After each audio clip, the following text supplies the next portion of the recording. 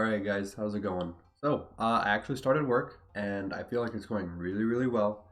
We did 2 days this week and then next week we go ahead and start ramping up on work. I don't think it should affect my streaming or video making or anything like that. So hopefully that should just be good to go. But yeah, that's about it. It's looking good. Reddit time. Choose a side. Okay, so it's Maliwan Grip Slaga or a Bandit Grip Slaga. Okay, so it kind of depends on who you are and how picky you want to be, because there are different reasons for each, right? So if you go with the Maliwan grip, you get more elemental effect chance outright, but if you go with the Bandit grip, you get a little bit more mag size that you can use for the actual like consistent slagging. And I think for the most part, it just kind of depends. Does your character have any extra like elemental effect chance? Do you have any other forms of slag? Anything like that? Are you trying to use a Slaga for DPS for some reason? Because if any of that is true, then you could probably go with the Bandit Grip, because then you can just fire more. You know, you have your extra elemental effect chance from your skills to back it up, and you're probably going to be fine there. But if you don't have elemental effect chance, you really have trouble getting things to slag, maybe Maliwan Grip, just for the extra chance from that. Work in progress Maya book. Yo, these are always so cool. How are people always making really cool stuff here? Like, just look at this thing. This is great. Nice. Finally. Nice. I don't know how long it took me to actually get max achievements. I don't really like push for max achievements on games on purpose, but I noticed that in Borderlands 2 I only had like 2 or 3 left, and that's when I decided to actually just go and knock them out really quick, because they were just there and I was like, why not? I think Borderlands 2 is one of the only games that I've like perfected on like Steam, just in general really. But yeah, good for you. When you shotgun the Marauder too much. Yeah. I mean, sometimes you just don't let them out of the door properly. This just happens. Yeah, this game is not made for ragdolls. It's made for, well, nothing really. The game is very cursed. But yeah, this happens. What? Alright, we're shooting. And it died. And a pearl came out. Yeah, that's a part of the video game. I am back again. Okay. Whoever is working on this Minecraft map, I hope this is publicly available, because I would totally do a walkabout and see what they've made, because I think this is really, really neat. And hopefully there's a mod for Borderlands related stuff, and then you could also get it to coincide with it. That'd be really cool. Anyone know a faster way to level 80 that's a little more fun than this? Okay, so they are doing McZafford, Clan Wars, turn around, shoot the man, save quit, reload, turn around, shoot the man, save quit, reload. It's a very boring process. I totally get that. But if you just keep doing that, you could also go farm Badmaw, because it's just a straight line. You see him when you spawn. If you have good distance killing, you can do that.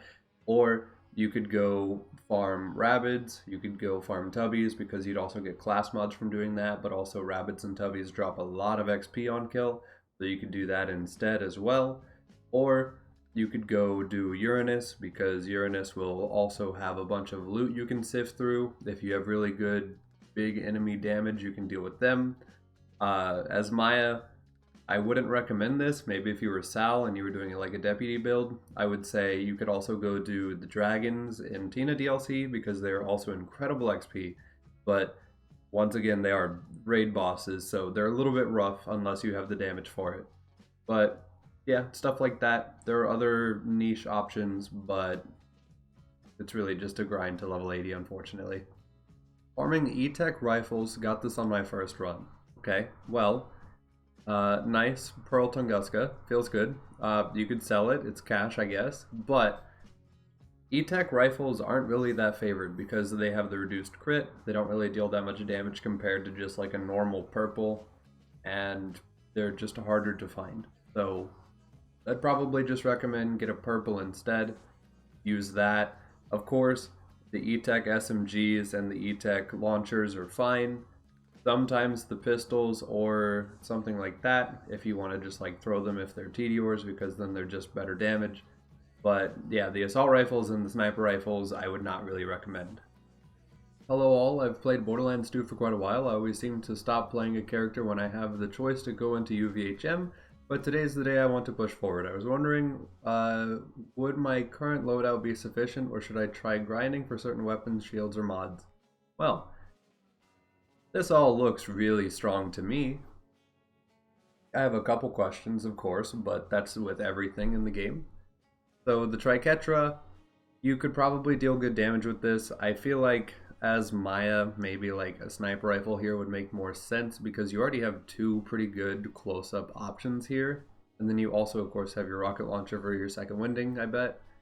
The Lasco, of course, that's good on Maya because you could get a cat class mod, and that's really good for that. The Herald is always good. A Torg launcher with 2 Torg parts and a fire rate part, that's pretty good. The Impaler maybe could have gone for something else, but also it doesn't matter. You just want a shield realistically, so this is good for you. The class mod, this is a Fox, that will help with fire damage. None of your weapons are fire. You have a fastball, but it's shock. You could probably switch this out for a cat class mod with like Mind's Eye or Wreck on it, and then that would be really good for you, so you could get a bunch more damage from that, and it would help with your last go. And then the fastball is good. Everybody likes fastballs. That's fine. I don't really end up using a fastball or like a grenade in general as I play Maya because I have a slag from like 2 sources and then I have damage from all of my equipment. So I just forget to use them. You might also consider getting something like a Ruby or something that would get you a little bit of healing back because while you do have life tap, you got to get a kill to get it going. So if you're in combat and there's only really beefy boys, you really don't have many like healing options. So I would recommend maybe getting a Moxie weapon of some sort at the very least. And then the relic, I'm not sure. It looks like an aggression relic, but that's probably fine, whatever it is. Probably cooldown, a bone of the ancient, something like that would be good. Oh yeah, this is fine. Oh. Dude, it feels so bad. Like, okay, I don't know about you guys, but yeah, this is a shift code for 10 golden keys for BL2 and 3, and then 1 diamond key for BL3, and then 10 skeleton keys, which those are... Okay, so we get 20 golden keys? Is that what it is? For Borderlands 2, and then Borderlands 3 as well, and then we also get some for Wonderlands. So, why not just play the game? But yeah, like, you can get, like, how many purples from this? So you would get, like, 20 keys. So you could get, like, 40, maybe, like, 60 purples. Maybe even, like, 80 if you roll 4 chests all the time. Which, like, cool, great. But those are only really going to be useful for a handful of levels anyway. And you're going to have to make progress eventually. So usually golden keys are just kind of, like, filler, and they don't usually yield like things that are actually really productive compared to just like pushing and grabbing stuff that you know is along the way. And as another point,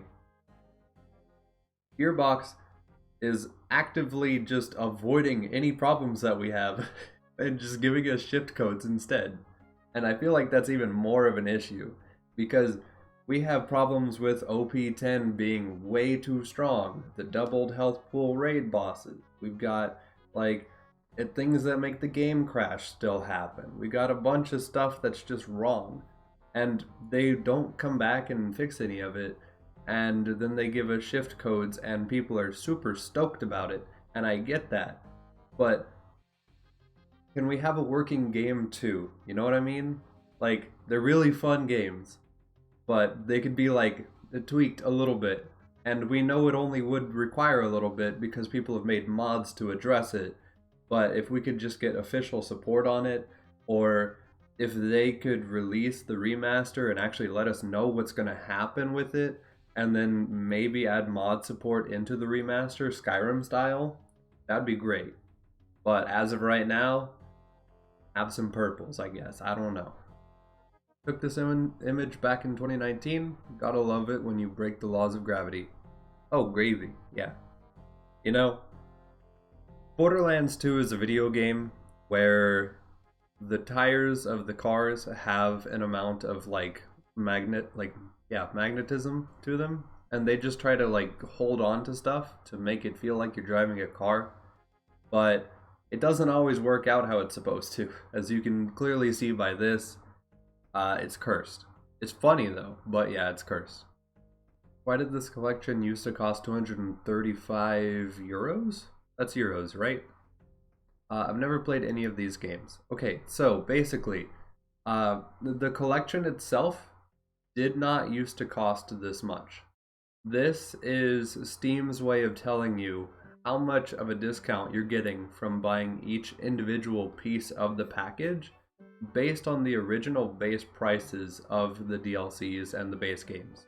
So, in the Borderlands Handsome Collection, you get Borderlands 2, you get the first 4 DLCs, you get the Headhunters, and then you also get all the custom skins.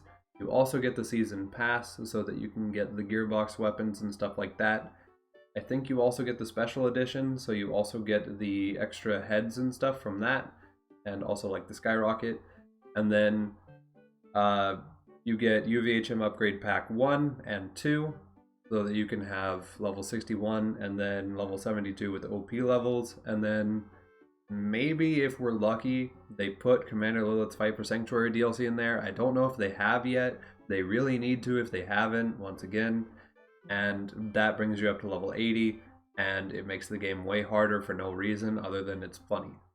So yeah, we get that, and then we also get the pre-sequel with all of its DLC 1 and the skins that I think it has, and that's about all that it really has. But yeah, that's what you get, and it's for like less than $20 or pounds or euros or pretty much any currency that's a one-to-one with the US. Yeah, it's a good deal. Alright guys, and I think we're already towards the bottom, so thanks for hanging out. I appreciate it. If you have any ideas, please leave a comment. If you liked the video, maybe leave a like. I'd appreciate that as well. And if you haven't subscribed, maybe consider it. We're really close to 1,000. At 1,000, the channel is monetizable. I can go ahead and get a little bit of revenue from the advertisements. It doesn't all just go right back to YouTube. Anything you see on here would actually help me out. And that's it. Thanks for hanging out. See you later.